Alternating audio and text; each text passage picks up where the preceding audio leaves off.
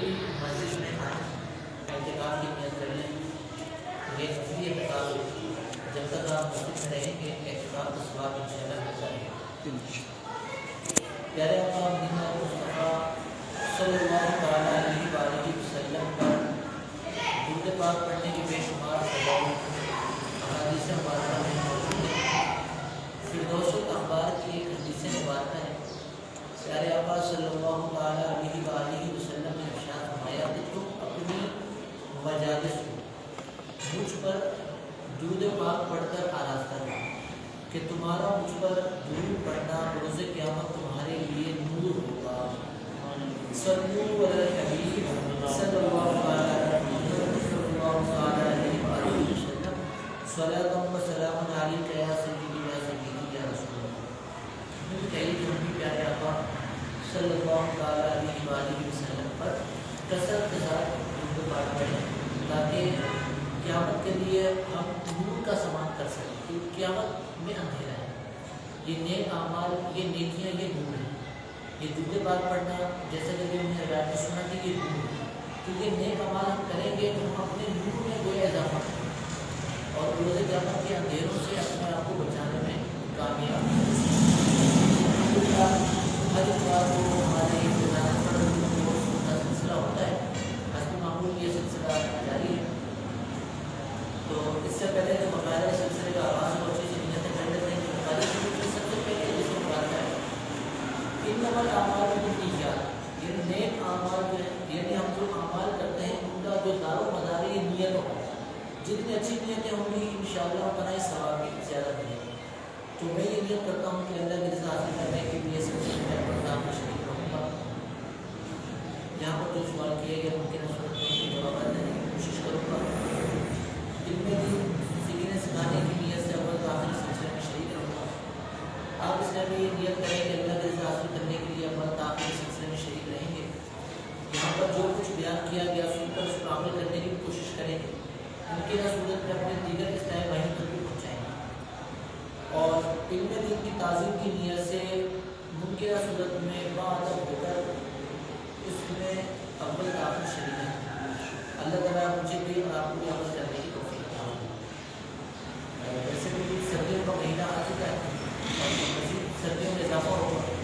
سردیوں کے حوالے سے کئی شرعی مسائل درپیش ہوتے ہیں کہ جو سوالات کیے جاتے ہیں. سوالات کو اس حوالے سے اتنے ہیں کہ کئی سلسلے اس میں ہو سکتے ہیں. میں چند سوالات آج لے کر آیا تھا. میں نے اس پر گفتگو ہوتی رہی.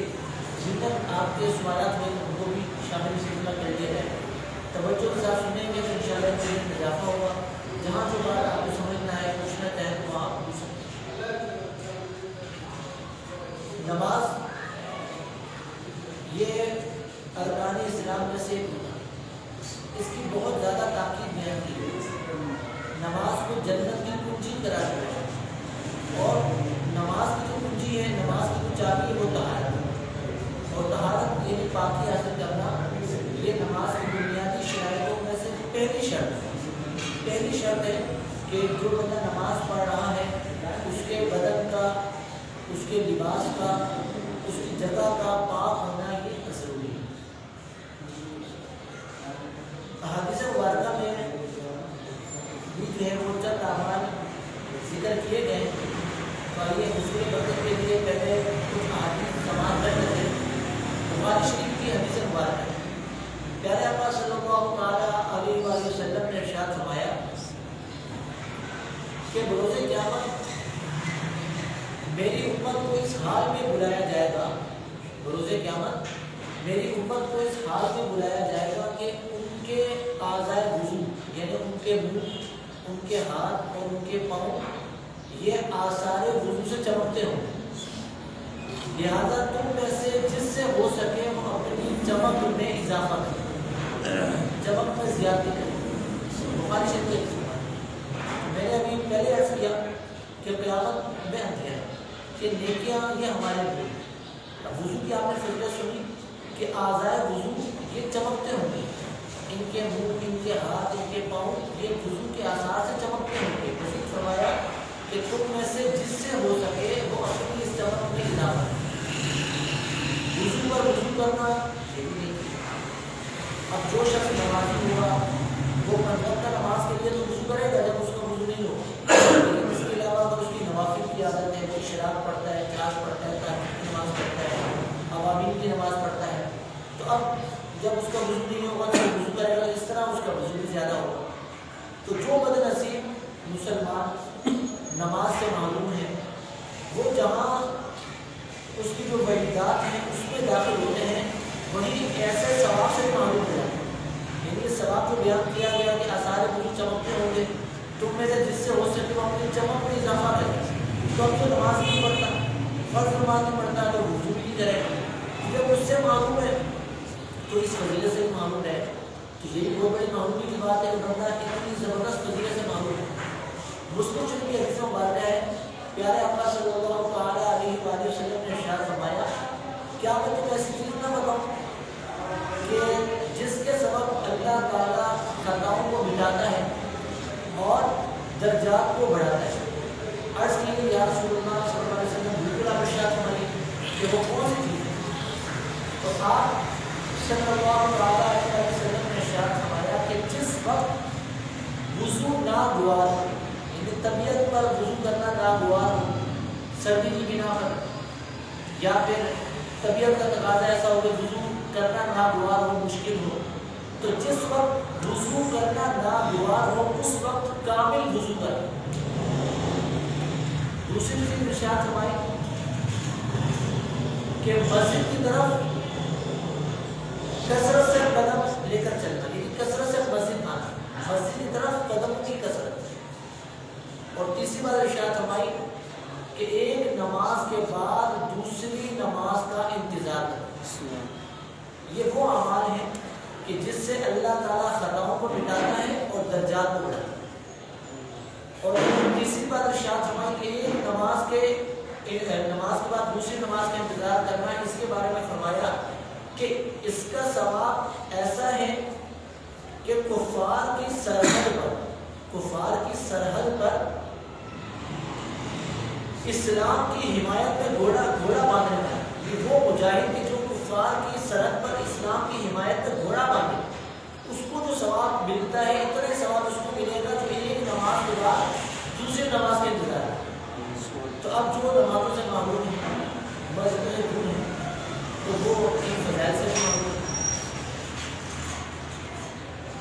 قرآن شریف کے حدیث میں بات ہے، حضرت سیدنا علی رضی اللہ عنہ سے روایت ہے کہ پیارے آقا صلی اللہ تعالیٰ علیہ وآلہ وسلم نے ارشاد فرمایا کہ سب سردی کے وقت کامل وضو کرنا، سب سردی کے وقت کامل وضو کرنے میں دگنا ثواب۔ اور ایک بزرگ کا قول ملتا ہے کہ افضل العبادت احمدها، یعنی افضل عبادت وہ ہے جس میں مشقت زیادہ ہے، تو جتنی مشقت زیادہ ہوگی اتنا ہی اس عمل کی برکات میں، اس کے ثواب میں اضافہ ہوگا، اور وہ عمل بروز قیامت میزان عمل پر اتنا ہی وزن دار ہوگا۔ تو اللہ تعالیٰ ہمیں ان فضائل کو اپنانے کی توفیق عطا فرمائے۔ تو ابھی ہم نے وضو کے حوالے سے بھی سنا کہ سب سردی کے وقت وضو کرنا اس کا دگنا ثواب ہے، جس وقت وضو ناگوار ہو اس وقت وضو کرنا یہ ایسا عمل ہے کہ اللہ تعالیٰ اس کی برکت سے خطاؤں کو مٹاتا ہے اور درجات کو بڑھاتا ہے۔ اب وضو اس میں 4 فرض ہیں، کتنے فرض ہیں؟ 4۔ کسی نے اگر ان 4 فرائض کو ادا کر لیا تو اس کا وضو ہو جائے۔ اس کے علاوہ جو چیزیں وہ سنت ہیں، پھر ان سنتوں میں سے بعض سنت موقع ہے۔ تو وضو میں 4 فرض ہیں۔ پہلا فرض کیا ہے؟ چہرہ دھونا۔ پہلا فرض چہرہ دھونا۔ چہرہ دھونے سے مراد ہے کہ جہاں سے آدھ تک بال اٹھنا شروع ہوتے ہیں، یہاں سے لے کر تھوڑی تک یہ لمبائی میں چہرے کی حد ہے، اور ایک کان کی لو سے دوسرے کان کی لو تک یہ چوڑائی میں چہرے کی حد ہے، تو یہ پورا چہرہ۔ اس چہرے کا 1 مرتبہ دھونا یہ فرض ہے، اور 3 مرتبہ دھونا یہ سنت، یہ پہلا فرض۔ دوسرا فرض دونوں ہاتھ کوہنیوں سمیت دھونا، 1 مرتبہ دھونا یہ فرض، اور 3 مرتبہ دھونا یہ سنت۔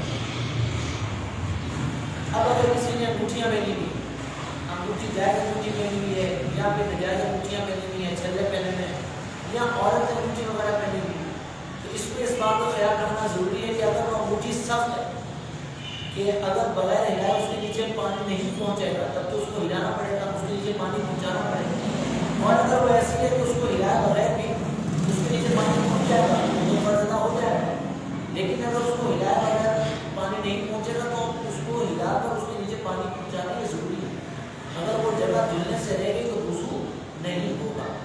اچھا انگوٹھی کی بات چلی تو مرد کے لیے صرف اور صرف چاندی کی ایک انگوٹھی پہننا چاہیے، اس کی بھی شرائط ہے کہ مرد چاندی کی ایک انگوٹھی پہن سکتا ہے جس میں ایک نگینہ ہو، بعض انگوٹھی ایسی ہوتی ہے کہ اس میں ایک سے زیادہ نگین ہوتا ہے، وہ بھی جائز ہے، ایک نگینہ ہو چاندی کی ہو اور اس کا وزن جو ہے وہ 4.5 ماشے سے کم، اس کو اگر گرام میں دیکھیں تو 4 گرام 374 ملی گرام سے کم وزن ہے۔ یہ جو وزن بیان کیا گیا یہ انگوٹھی کا وزن بیان کیا گیا، اس میں جو نگ لگا ہوتا ہے نگینہ لگا ہوتا ہے اس کے وزن کی کوئی قید نہیں، وہ چھوٹا بھی ہو سکتا ہے بڑا بھی ہو سکتا ہے، بعض لوگ بڑے بڑے نگینے لگاتے ہیں، بڑا پتھر اس میں لگاتے ہیں، تو وہ نگینہ بڑا چھوٹا ہو سکتا ہے، لیکن نگینے کو ہٹا کر جو چاندی کا جو انگوٹھی ہے اس کا خول ہے اس کا وہ وزن ہے وہ 4.25 گرام، یعنی 4 گرام 374 ملی گرام سے کم، ایک نگینے والی ہو اور ایک انگوٹھی ہو، یہ مرد پہن سکتا ہے۔ اس کے علاوہ مرد کا ایک سے زیادہ انگوٹھیاں پہننا یا ایسی انگوٹھی پہننا ہے جس میں ایک سے زیادہ نگینے لگے ہوں، یا بغیر نگینے والے انگوٹھی پہننا جس کو چھلا کہتے ہیں، یا پھر چاندی کے علاوہ کسی اور دھات کی انگوٹھی پہننا، یہ سب ناجائز ہونا ہے۔ اگر مرد ایسی کوئی نجائز انگوٹھی پہنتا ہے تو ایسی نجائز انگوٹھی پہن کر جو وہ نماز پڑھے گا وہ نماز بھی مقبول تحریمی واجب الادا ہوگی، یہ جتنی نمازیں اس نے جتنی نمازیں اس طرح نجائز انگوٹھیاں پہن کر پڑھی ہوں گی ان تمام نمازوں کو لٹانا اس پر واجب ہوگا اور توبہ کرنا بھی ضروری ہے۔ اچھا یہ جو جائز انگوٹھی ہے یہ بھی مرد کے لیے پہننا کوئی فضیلت والی بات نہیں، اس کو بھی مقبول تنزیہی لکھا ہے، یعنی کہ جائز انگوٹھی پہننا بھی مقبول تنزیہی ہے، بہتر ہے نہ پہننا۔ ہاں یہ انگوٹھی پہننا سنت ہے کس کے لیے؟ قاضی کے لیے، مفتی کے لیے، کہ جس کو انگوٹھی سے مہر لگانے کی ضرورت پڑے تو اس کے لیے یہ سنت ہے، لیکن آج کل انگوٹھیوں سے مہر لگانے کا تو سسٹم نہیں ہے، اب تو باقاعدہ دوسری سسٹم آ چکی ہے، دوسری مہر آ چکی ہے جس سے مہر لگائی جاتی ہے، انگوٹھیوں سے مہر لگانے کا زمانہ نہیں، تو اس طور پر اب یہ سنت باقی نہ رہے۔ البتہ عیدین یعنی عید الفطر اور عید الاضحیٰ، عید والے دن انگوٹھی پہننا یہ مستحب ہے، عید کے مستحبات میں سے اس کو ذکر کیا، تو اگر کوئی جائز انگوٹھی عید کے دن پہنتا ہے تو انشاءاللہ اس کو ثواب ملے گا، لیکن اس کے علاوہ عام حالات میں اگر کوئی جائز انگوٹھی پہنتا ہے تو گناہ نہیں ہے لیکن اجرام پہنتا ہے۔ تو بات چلی تھی کہ اگر کسی نے انگوٹھی پہنی ہوئی ہے تو اگر تو اس کے نیچے پانی پہنچ جائے گا ٹھیک ہے، نہیں پہنچے گا تو اس کو ہلا کر اس کے نیچے پانی پہنچانا ضروری ہے، ورنہ وضو کا فرض ادا نہیں ہوگا۔ تو یہ وضو کا دوسرا فرض ہے۔ وضو کا تیسرا فرض کیا ہے؟ چوتھائی سر کا مسح کرنا، یعنی سر کے چوتھے حصے کا مسح کرنا، اور پورے سر کا مسح کرنا یہ سنت ہے، چوتھائی سر کا مسح کرنا یہ فرض ہے۔ اور وضو کا چوتھا اور آخری فرض دونوں پاؤں ٹخنوں سمیت، تو ایک مرتبہ دھونا یہ فرض، 3 مرتبہ دھونا یہ سنت۔ یہاں پر تو کوئی بات آئی کہ اگر کسی نے پاؤں میں کچھ چھلا پہنا ہوا ہے کوئی ایسی چیز پہنی ہے تو اس کے نیچے اگر پانی نہیں پہنچے گا تو اس کو پانی پہنچانا ہوگا۔ بعض لوگ جو ہے وہ پاؤں میں جو وہ دھاگا وغیرہ باندھ لیتے ہیں، دم کیا ہوا بھی دھاگا باندھتے تو وہ ایسے بھی دیکھنے میں آتا ہے وہ اتنا کس کے دھاگا باندھا ہوتا ہے کہ اس کے نیچے یہ خدشہ ہوتا ہے کہ شاید پانی نہ پہنچے، اتنا ٹائٹ کر کے باندھا ہوتا ہے، تو اگر باقی ایسا ہے کہ اس کے نیچے پانی نہیں پہنچا تو وضو کا فرض یہ رہا، تو اس طرح کی توجہ کرنے کی ضرورت ہے۔ تو یہ وضو میں 4 فرض ہے، کسی نے ان 4 فرائض کو ادا کر دیا تو اس کا وضو ہو جائے گا۔ چہرہ دھونا، دونوں ہاتھ پاؤں سمیت دھونا، چوتھائی سر کا مسح کرنا اور دونوں پاؤں ٹخنوں سمیت دھونا، یہاں پر دو الفاظ استعمال ہوئے ہیں، دھونا اور مسح کرنا۔ دھونے سے کیا مراد ہے؟ دھونے کا مطلب یہ ہے کہ اس حصے پر، اس جگہ پر کم از کم 2 قطرے پانی بہہ جائے، اس جگہ پر کم از کم 2 قطرے پانی بہہ جائے، اس کو کہتے ہیں دھونا۔ اب کسی نے چہرہ دھویا، اب اس نے پانی لیا، پانی یوں ڈالا چہرے پر، اب پانی یہاں سے ہوتے ہوئے نیچے، اب پانی ایسا تو خود بخود اوپر جائے، اب اس نے یوں پانی ڈالا، پانی یہاں سے ہوتے ہوئے، اب اس نے اوپر گیلا ہاتھ پھیر لیا، یوں بن لیا، تو یہ جو اوپر والا حصہ ہے اس جگہ تو پانی اس نے پہنچایا ہی نہیں، وہاں پر 2 قطرے پانی بہے نہیں، اس جگہ تو اس نے صرف گیلا ہاتھ پھیر لیا، پانی اس نے یہاں سے چھوڑا، تو یہ جگہ جو وضو سے رہ گئی، تو اس کا خیال رکھنا۔ اسی طرح آپ ہاتھوں کو دھو رہے ہیں، یہاں تک آپ نے ہاتھ دھو لیا، یہاں آپ نے گیلا ہاتھ پھیر لیا، تو یہ جو حصہ ہے اس جگہ تو آپ نے گیلا ہاتھ پھیرا، باقی حصہ دھو لیا، وضو نہیں ہوگا۔ تو یہ جو وضو کے 4 فرض ہیں، تو جس حصے کو دھونا ہے اس حصے پر کم از کم ہر جگہ پر 2 قطرے پانی بہہ جائے، تبھی یہ دھلنا کہلائے گا۔ اگر کوئی بال برابر جگہ بھی ایسی رہی کہ جس جگہ پر 2 قطرے نہیں بہے تو وہ نہیں دھلے گی، جب نہیں دھلے گی تو وضو بھی ادا نہیں ہوگا۔ جیسے سردیوں کے حوالے سے جیسے ایک سوال یہ کیا جاتا ہے، ویسے بھی ہم معلوم کرتے تھے کہ برف سے وضو کرنا کیسے۔ جیسے کچھ سال پہلے ایک ویڈیو بھی وائرل ہوئی تھی کہ ایک شخص جو ہے وہ کسی ایسی جگہ ہے جہاں برف ہی برف ہے، برفانی علاقے میں، اور وہ جو ہے وہ برف سے جو ہے وضو کر رہا ہے۔ یہ ویڈیو وائرل ہوئی تو باقاعدہ مغربی علاقے میں بھی چلی تھی کہ کیا اس سے وضو ہو جائے گا۔ تو ابھی میں نے عرض کیا کہ یہ جو وضو کے 4 فرائض ہیں، تو اس کا مطلب کیا ہے؟ دھونا۔ دھونا تبھی پایا جائے گا جب 2 قطرے پانی اس جگہ پہنچ جائے۔ اب اگر کسی نے برف لی اور برف لے کر یوں بن لیا تو یہ دھلنا نہیں کرایا، اس کو دھونا تو نہیں نہیں جاتا، یہ تو اس نے اس جگہ کو کیا کر لیا، اس کو گیلا کر لیا، اس جگہ پر اس نے پانی اس میں چپڑ لیا، تو اس سے وضو کا فرض ادا نہیں ہوا۔ البتہ اگر برف پگھل گئی اور برف کے پانی سے اگر اس نے وضو کیا تو اس کا وضو ہو جائے۔ وضو جو ہے وہ پاک پانی سے ہوتا ہے، اب وہ پانی سمندر کا ہو، وہ پانی نہر کا ہو، وہ پانی دریا کا ہو، بارش کا پانی ہو، چشمے کا پانی ہو، ندی نالے کا پانی ہو، یا پھر اولا ہے، اولا اگر پگھل گیا اس کا پانی ہو، تو پانی سے وضو کرنا جائز ہے۔ تو جس پانی سے وضو کرنا جائز ہے اسی پانی سے غسل کرنا بھی جائز ہے۔ تو برف اگر پگھل گئی اور اس برف کے پانی سے اگر کسی نے اعضائے وضو پر 2 قطرے اس نے بہا لیے تو اس کا وضو ہو جائے گا، ورنہ اگر اس نے برف کو ویسے ہی مل لیا اپنے جسم پر تو اس طرح ملنے سے وضو نہیں ہوگا۔ اس بات کا خیال رکھنا یہ ضروری ہے۔ اچھا، یہ تھا دھونا۔ ایک چیز ہوتی ہے مسح کرنا، جیسے ہم نے سنا کہ چوتھائی سر کا مسح کرنا۔ تو مسح کرنے کا مطلب یہ ہوتا ہے کہ کسی جگہ کو تر کر لیں، تو آپ نے ہاتھ گیلا کیا اور سر پر آپ نے ہاتھ پھیر دیا، تو یہ کیا ہوا، وہ بال تر ہو گئے، ان بالوں تک جو ہے وہ پانی کی تری پہنچ گئی، تو یہ مسح ہو گیا۔ تو مسح کہتے ہیں تر کرنے کو، اور دھونا کہتے ہیں اس جگہ پر کم از کم 2 قطرے پانی۔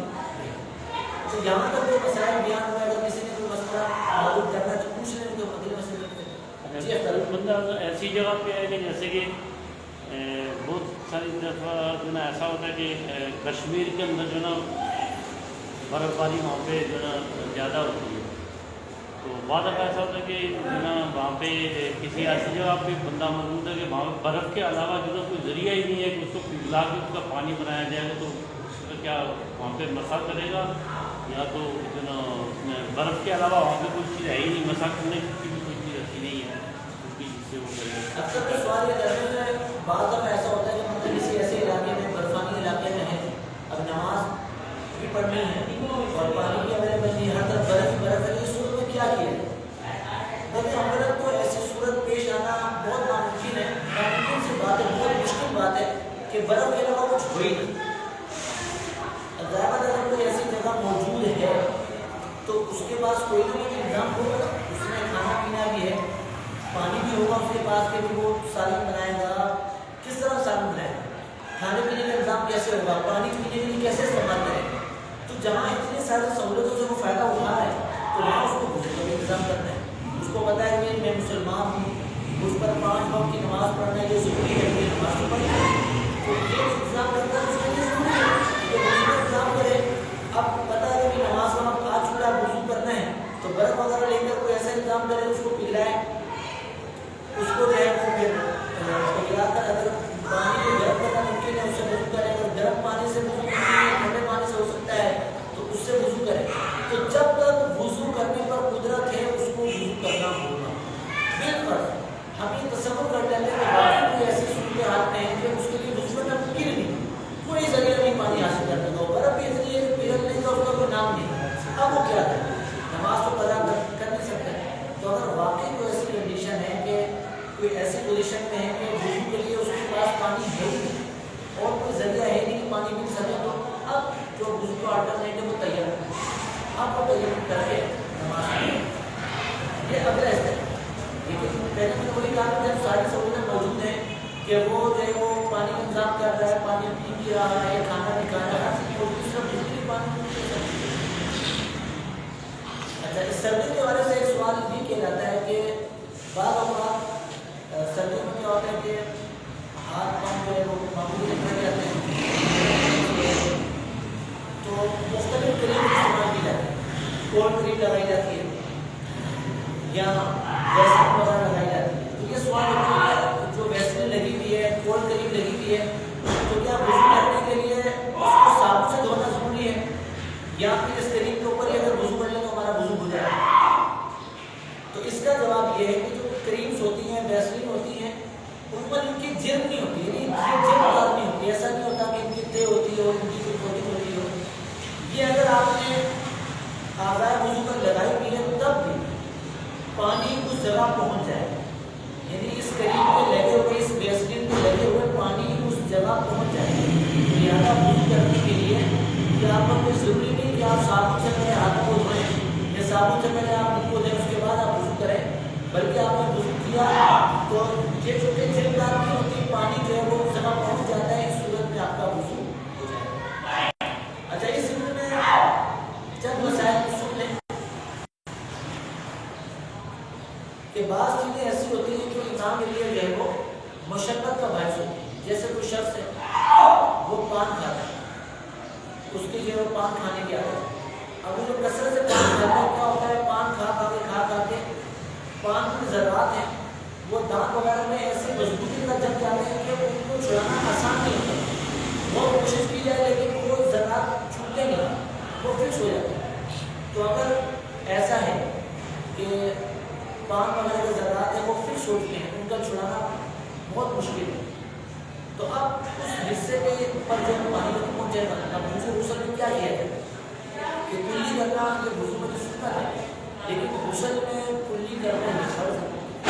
اب وہ جگہ جو ہے اس جگہ تو وہ پان کے ذرات پھنسے ہوئے ہیں، اب وہ نکل نہیں سکتے، اب وہ جب نکل نہیں سکتے اس جگہ پانی پہنچے گا نہیں۔ تو اگر کوئی ایسا ذرہ ہے، کوئی ایسی چیز ہے کہ جس کا چھڑانا ناممکن ہے، بہت مشکل ہے، جس میں شدید مشقت اور ضرر کا سامنا کرنا پڑ سکتا ہے، تو اس جگہ پانی پہنچانا یہ معاملہ، اگر آپ نے اس جگہ پانی نہیں پہنچایا تب بھی آپ کا وضو اور غسل ہو جائے۔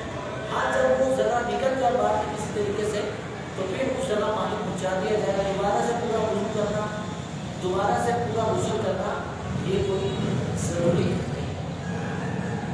بعض چیزیں وہ ہوتی ہیں جن کا چھڑانا مشکل تو نہیں ہوتا، لیکن ان کا خیال رکھنا، ہر وقت ان پر نظر رکھنا یہ مشکل ہوتا ہے، جیسے مکھی مچھر کی وغیرہ، ابھی لگے ہو بندے نے وضو کر لیا، بعد میں بچ گئی یا اس جگہ بیٹ لگی پانی تک پہنچے ہی نہیں ذرا، تو یہ ایسی چیز ہے کہ اس کا خیال رکھنا، نگہداشت رکھنا یہ مشکل ہے۔ اسی طرح جو نان بھائی ہوتے ہیں جن کا کام روٹی وغیرہ پکانا ہوتا ہے یا خواتین وغیرہ جو روٹی پکانی، تو اب کیا ہوتا ہے کہ وہ آٹے وغیرہ کے ذرات لگے رہ جاتے ہیں، رمیز ہے جس کا کام رنگ کرنا ہے وہ رنگ وغیرہ کے ذرات لگے رہ جاتے ہیں، اسی طرح کسی جگہ میل وغیرہ لگا رہ گیا، تو یہ ایسی چیزیں کہ جن کو ہر وقت نظر رکھنا، ان کی نگہداشت رکھنا یہ اس میں حرج ہے۔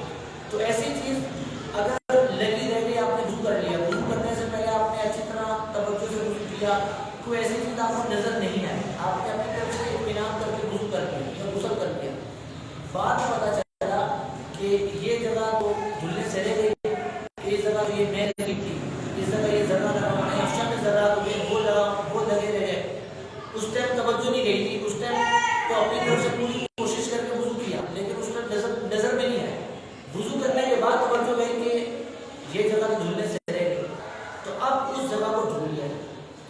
دوبارہ وضو کرنا یہ ضروری نہیں ہے. اگر نماز پڑھ لی ہے تو اس نماز کو دہرانے کی بھی حاجت نہیں. ہاں اگر وضو سے پہلے پتہ چل گیا تھا پھر غفلت پڑتی تو پھر وضو ہی نہیں ہوا. اور اگر نماز پڑھ لی بعد میں توجہ گئی, توجہ جانے کے بعد اس جگہ پانی نہیں پہنچایا, ویسے کچھ چھوڑ دیا غفلت پڑ گئی, تو اب اگر جو نماز پڑھیں گے تو نماز, کیونکہ جب توجہ چلے گی اس جگہ تو ہے وہ دھونا یہ ضروری ہے. اس سے یہ یاد رہے کہ جو ہماری خواتین ہوتی ہیں وہ نیل پالش کا استعمال کرتی ہیں, یا پھر آپ ایسی پینسل آتی ہیں جو جلد دار ہوتی ہے, جلد باقاعدہ پروٹین جو ہے وہ ہاتھوں رہ جاتی ہے. تو اگر کوئی ایسی چیز لگائی, کوئی اس انداز کا میک اپ کیا کہ وہ جگہ جلد دار ہو, یعنی وہ چیز جلد دار ہو کہ اس چیز کے لگے رہنے سے پانی اس جگہ نہیں پہنچے گا, تو ایسی صورت میں وضو نہیں ہوگا. اور اگر کوئی ایسی چیز ہے وہ آزاد غسل پر لگی رہ رہی, غسل پر سب سے تعلق کیا کہ اس کے نیچے پانی نہیں پہنچا, تو ایسے صورت میں غسل بھی نہیں ہوگا. اس بات کا خیال رکھنا ضروری ہے.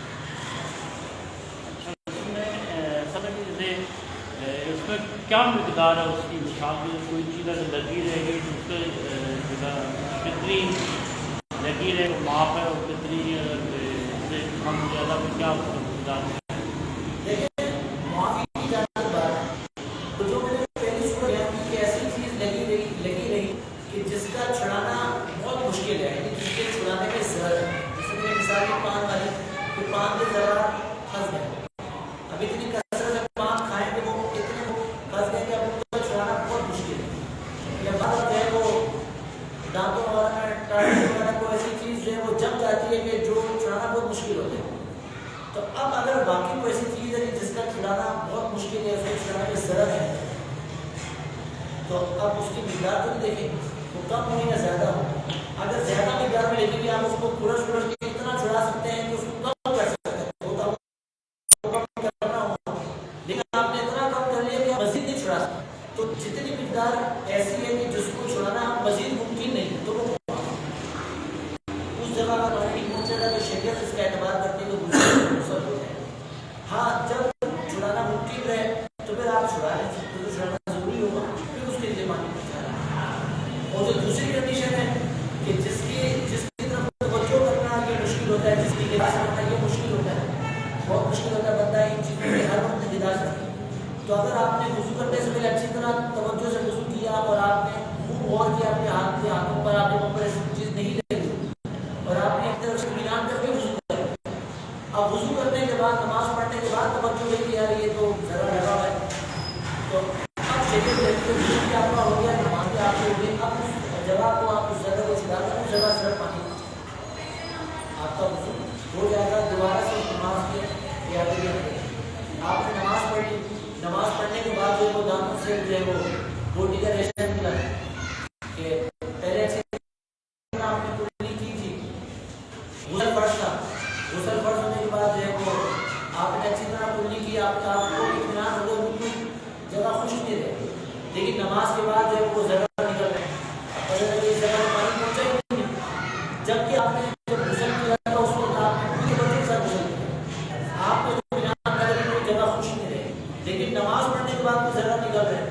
تو اب یہ حکم ہے کہ غسل آپ کا ہو گیا, نماز آپ کی ہو گئی. اب ایک جب وہ ذرا نکلا اس جگہ پانی پہنچا دیں, وہ جو نماز پڑھی تھی وہ غسل کیا تھا وہ ہو گیا, البتہ اس جگہ پانی پہنچا دیں, دوبارہ سے نماز دہرانے کی یہ حق ہے.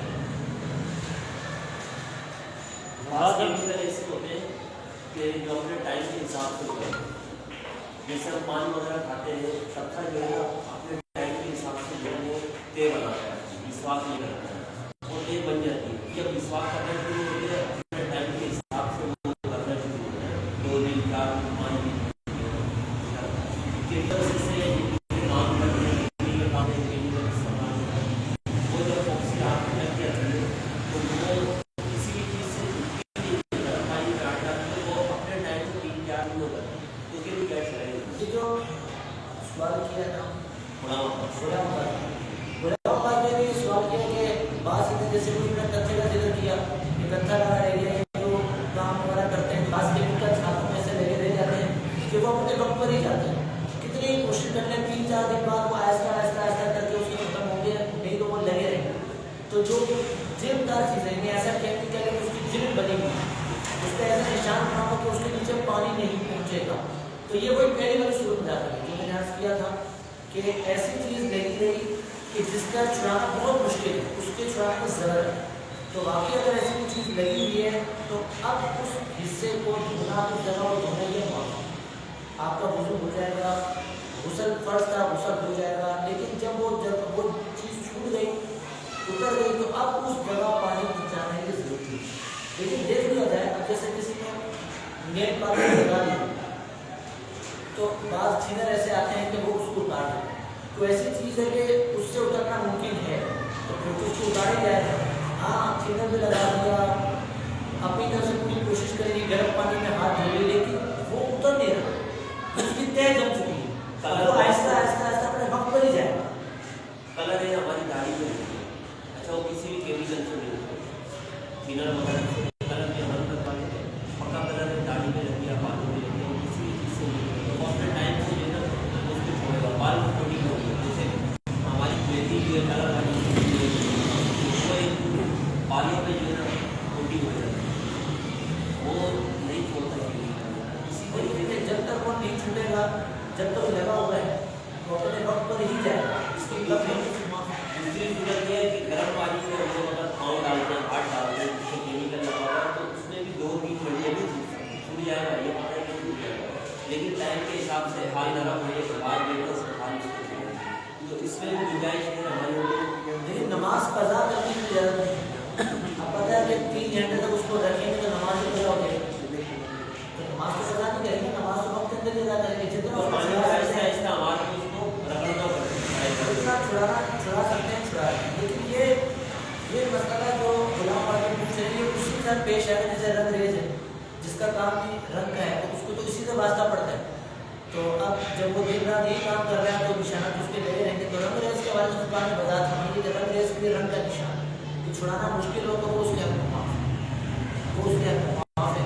اسی طرح جو نان والی ہے ان کا کام بھی روٹی پکانا ہے، صبح سے شام کو وہی کام کر رہا ہے، تو آٹے کے جو وہ ذرات ایسے فکس ہو گئے ہیں کہ وہ جلدی چھوٹتے نہیں، تو جو بندہ جس فیلڈ میں کام کر رہا ہے وہ اس کا دن رات اسی سے واسطہ ہے، تو جس حد تک وہ چھڑا سکتا ہے چھڑا لے، اس کے بعد جو نشانات رہ گئے کہ جن کے چھڑانے میں ضرر ہے یہ جو آسانی نہیں چھوٹے گے تو وہ لوگوں نے عادتاً جہاں سے بال اٹھتے ہیں ایک کان کی جوڑ سے دوسرے کان کی جوڑ تک اور تھوڑی کے نیچے سے لے کے عادتاً جہاں سے بال اٹھتے ہیں ان بالوں کا پورا دھونا فرض ہے یا ان بالوں پہ مسا بھی جو ہے جیسے عادتاً یہ ایسا دھونا ادھر بال ہے اس یہ بال نہیں جنس میں ہماری پانی ہو جائے اب یہ اس لیے نہیں دھونا پانی تو آیا اس سے وضو ہو جائے گا۔ لیکن چہرہ دھونا یہ تو وضو کا پہلا فرض ہے، اب اس میں سوال یہ پیدا ہوتا ہے کہ چہرے میں بال بھی ہوتے ہیں، جیسے مونچھیں ہیں کسی گھنی مونچھیں، کسی مونچھیں گھنی ہیں، یہ جو اس کی پلکیں ہیں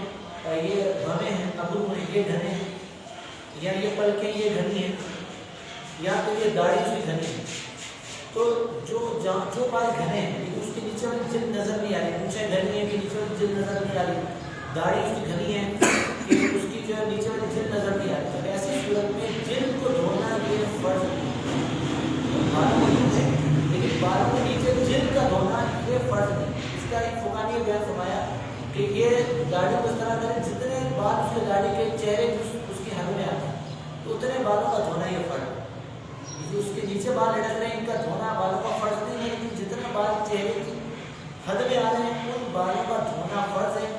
نیچے کی کھال اگر نظر نہیں آ رہی داڑھی گھنی ہے تو نیچے والی کھال کا دھونا یہ فرض نہیں، اور اگر بالوں کی داڑھی ایسی ہوتی سجی ہوتی ہے تو وہ نیچے والی کھال بھی نظر آ رہی ہوتی ہے تو ایسی صورت میں بالوں کے ساتھ ساتھ اس جلد کا دھونا یہ بھی فرض ہے، اور اگر ایسا ہے کہ بعض جگہ سے داڑھی گھنی ہے اور بعض جگہ سے داڑھی چھدری ہے یعنی نظر آ رہی ہے، جس جگہ سے گھنی ہے اس جگہ کی جلد کو دھونا فرض نہیں ہے، اور جس جگہ کی جلد نظر آ رہی ہے تو اس جگہ کی جلد کو دھونا ہے۔ وضو کی صورت میں اگر گھر سے وضو کر کے آئے کوئی نجاست اگر پاؤں وغیرہ پہ لگ جاتی ہے تو اس کا دھونا فرض ہے یا پورا وضو کرنا فرض ہے؟ علماء کا بھی ایک اور سوال یہ ہے کہ وضو پر اگر ہم آ رہے ہیں مسجد کے لیے آ رہے ہیں تو راستے میں پاؤں پر نجاست ہے تو اب اس نجاست میں لگنے سے کیا ہم اس وضو کو دوبارہ سے کریں یا پھر اس نجاست کو دور کر دیں، کیا ہوگا؟ تو دیکھیں اگر کہیں باہر سے نجاست آ کر آپ کے جسم پہ لگ جاتی ہے، پتھر پر لگ جاتی ہے، یہ جسم پر لگ جاتی ہے، جبکہ آپ وہاں وضو ہیں، تو نجاست کے لگنے سے ایسا نہیں کہ آپ کا وضو ٹوٹ جائے. وضو ٹوٹنے کی صورتیں شریعت میں بیان ہوئی ہیں، لیکن اس میں یہ کئی صورت یہ بیان نہیں کی گئی کہ اگر آپ کے جسم پر یا پتھروں پر نجاست لگ گئی تو اس نجاست لگنے سے آپ کا وضو ٹوٹ جائے گا، ایسا نہیں ہے. اس نجاست کو آپ دور کر دیں، وضو آپ کا باقی. اچھا سر دوبارہ سے آخری مسئلہ سننے کو اس کے بعد دعا کرتے ہیں. ایسا بھی ہوتا ہے کہ پاؤں وغیرہ پھٹ جاتا ہے سردی میں، تو اب یہ سوال ہوتا ہے کہ جو پاؤں پھٹ گئے ہیں، جو اس میں پھٹن پھٹن سے آ گئی ہے، تو کیا اس جگہ پانی پہنچانا یہ ضروری ہے؟ اور اگر پانی پہنچانا ضروری ہے تو وہ جو پھٹ چکے ہیں تو وہ جو پھٹن ہوئی اس کے اندر ہی پانی پہنچائے یا صرف باہر پانی پہنچائے؟ یہ سوال ہوتا ہے. تو دیکھیں عام حالات میں جو پاؤں وغیرہ پھٹتے ہیں تو وہ اتنے زیادہ نہیں پھٹتے کہ پانی پہنچانا ہی ممکن نہ ہے، وہ معمولی سی مقدار پڑتے ہیں. اگر آپ اس میں ویسلین وغیرہ کوئی کریم وغیرہ لگائیں اس کے بعد اگر پانی پہنچائیں تو پانی پہنچانا ممکن ہوتا ہے. تو اگر ایسی کنڈیشن ہے تو آپ کو دھونا ہی ضروری ہے، پانی پہنچانا ضروری ہے. ہاں اگر واقعی کسی کی ایسی کنڈیشن ہے کہ پانی پہنچانا اس کے لیے ممکن ہی نہیں ہے تو پھر وہ مسح کریں اس جگہ پر. اور اگر مسے سے بھی اس کو جو ہے وہ نقصان پہنچ سکتا ہے کہ مسح کرنا بھی اس کے لیے ممکن نہیں ہے، تو اس صورت میں اس جگہ کو دھونا یا اس کا مسح کرنا کے پھر بعد میں جب اس کو شفا مل جائے، جب اس کی حالت بہتر ہو جائے پھر تو اس حصے کو. اور جس صورت میں پانی پہنچانا ضروری ہے اس صورت میں بھی صرف پاؤں کے جو ظاہر حصہ ہے اس حصے پر پانی پہنچانا ضروری ہے. ایسا نہیں کہ جو سوراخ ہو چکا اس کے اندر ہی پانی پہنچائے کہ اندرونی حصے کو دھونا یہ وضو میں ضروری نہیں ہے، صرف بیرونی حصے کو، بائیں والے حصے کو دھونا یہ ضروری ہے. اچھا یہ صورت پیش آتی رہتی ہے. بعض دفعہ ایسی جگہ زخم ہو جاتا ہے کہ جس جگہ کو وضو میں دھونا فرض ہوتا ہے، بعض دفعہ ایسی جگہ زخم ہو جاتا ہے، چوٹ لگ جاتی ہے جس جگہ کو غسل میں دھونا یہ فرض ہوتا ہے. ایسی صورت میں کیا کیا جائے؟ تو فقہاء اس صورت میں بیان کرتے ہیں کہ اگر اعضائے وضو یا اعضائے غسل میں سے کسی جگہ پر زخم ہو جائے، پٹی وغیرہ بنی ہو یا چوٹ لگ جائے، تو اگر اس جگہ ٹھنڈا پانی نقصان کرے گا اور گرم پانی نقصان نہیں کرے گا تو اس جگہ کو گرم پانی سے دھویا جائے اگر گرم پانی پر قدرت حاصل ہے. اور اگر ایسا ہے کہ گرم پانی نقصان نہیں کرے گا لیکن گرم پانی میسر ہی نہیں تو اب ٹھنڈا پانی ہے، گرم پانی میسر ہی نہیں، تو ایسی صورت میں اگر پانی اس جگہ پر نقصان پہنچائے گا، گرم پانی ہے کہ ٹھنڈا پانی اس جگہ پر نقصان پہنچائے گا، تو ایسی صورت میں اس پر پٹی وغیرہ باندھ کر اس پٹی کے اوپر سے پانی پہنچائے گا. یعنی اگر مسح کر سکتے تو اس جگہ پر مسح کرے گا، اور مسح بھی نقصان کرے گا تو پٹی باندھیں، پٹی کے اوپر سے پانی پہنچائے. اور ایسی کنڈیشن ہے کہ پٹی کے اوپر سے پانی پہنچا کے پٹی کو نقصان ہوا تو زخم کو نقصان پہنچے گا، پٹی کے اوپر پانی پہنچا تو اب مجبوراً آپ اس پٹی کے اوپر سے ہی مسح کریں تو آپ کو کفایت کریں. اور اگر پٹی کے اوپر سے مسح کرنا بھی اس کو نقصان کرے گا تو ایسی کنڈیشن میں اس جگہ کو دھونا یا اس کا مسح کرنا یہ معاف. پھر جب ریکوری ہوتی رہی ہے، اب اس حالت میں پہنچے گا مسح کر سکتے ہو مسح کر دیں. پھر جب ایسی حالت ہوگی کہ پٹی کے اوپر سے پانی پہنچا سکتے ہو پانی پہنچا دیں. پھر جب مزید ریکوری ہوگی تو اس جگہ کا مسح کر سکتے ہو مسح کر لیں. پھر جب اتنا زخم اچھا ہوگا کہ آپ اس جگہ پانی پہنچائیں گے تو نقصان نہیں کرے گا تو پھر آپ اس جگہ پانی پہنچا دیں. وہ وضو یا وہ غسل دوبارہ سے کرنا یہ ضروری ہے. یہ چند میرے مسائل بیان کیے کہ جن کا تعلق خصوص سردی کے مسائل تو بھی بہت سارے ہیں. آپ اگلے سلسلے میں اس کو بیان کریں گے. اللہ تعالیٰ اگر آپ نے جو کچھ یہاں بیان ہوا اس کو عمل کرنے کی توفیق عطا فرمائے. ان شاعری مسائل کو بیان کرنے کی جو غلطی بتائی ہوگی وہ معاف فرمائے. ہمارے اسی مدرسہ المدینہ ہائی سینٹر کے ناظم عبد الواحد بتائیں، ان کی نانی کا کل رضاء الہی سے انتقال ہوا، آج ان کا جنازہ. تو ایک مرتبہ سورہ فاتحہ کو 3 مرتبہ سورہ اخلاص پڑھ لیں. ہم قاری صاحب کی نانی کو جو ہے وہ اِسارے سوال کریں.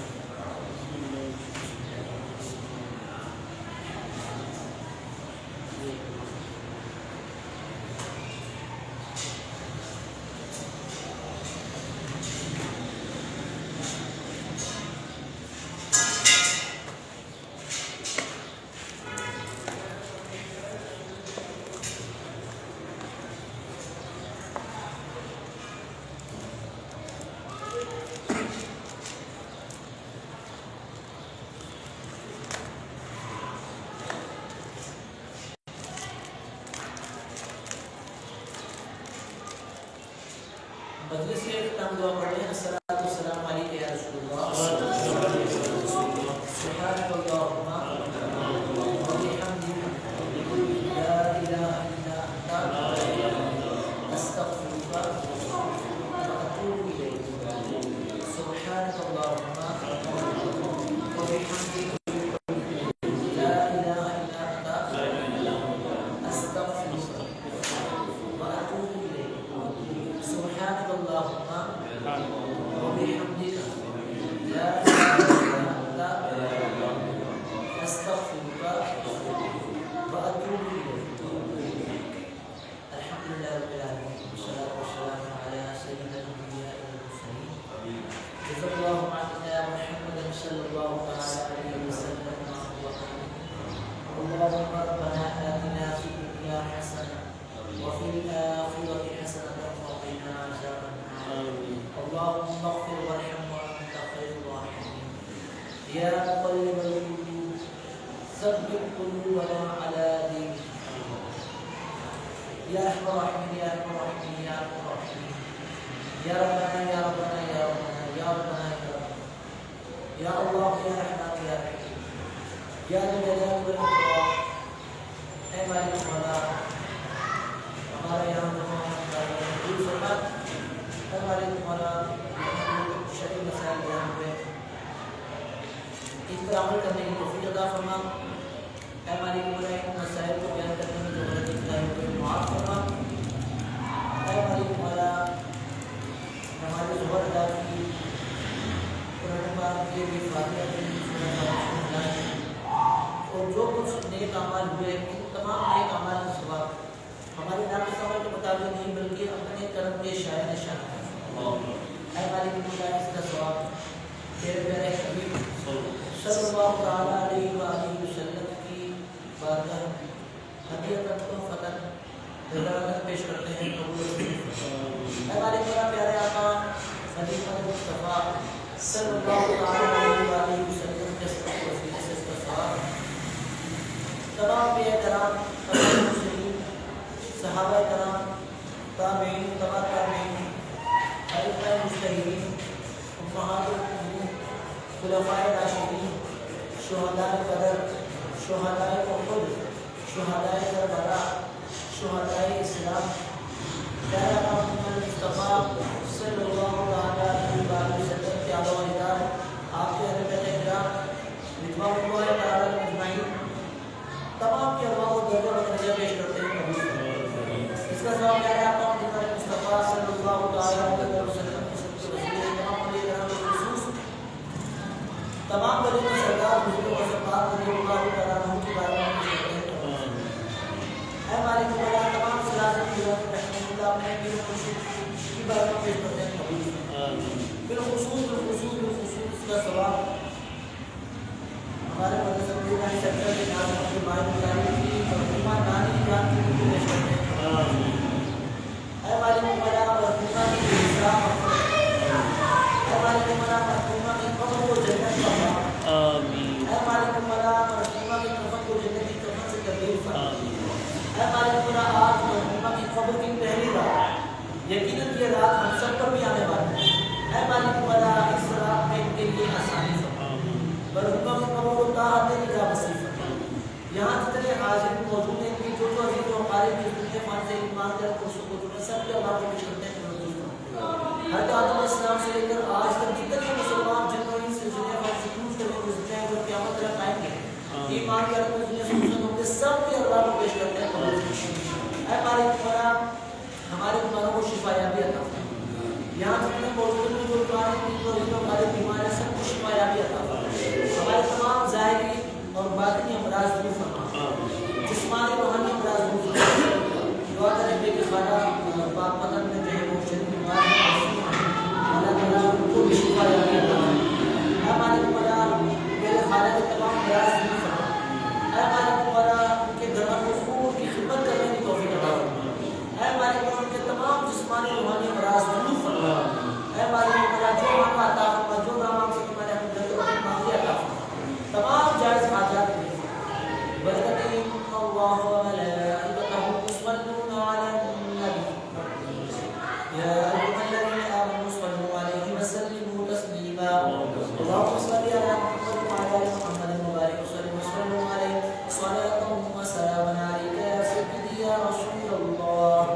سبحان ربي رب العزة عما يصفون وسلام على المرسلين والحمد لله رب العالمين. جب میں معصوم یا اللہ سامنے ہو گئے رسول اللہ ہم سب کے لب پہ ہوتا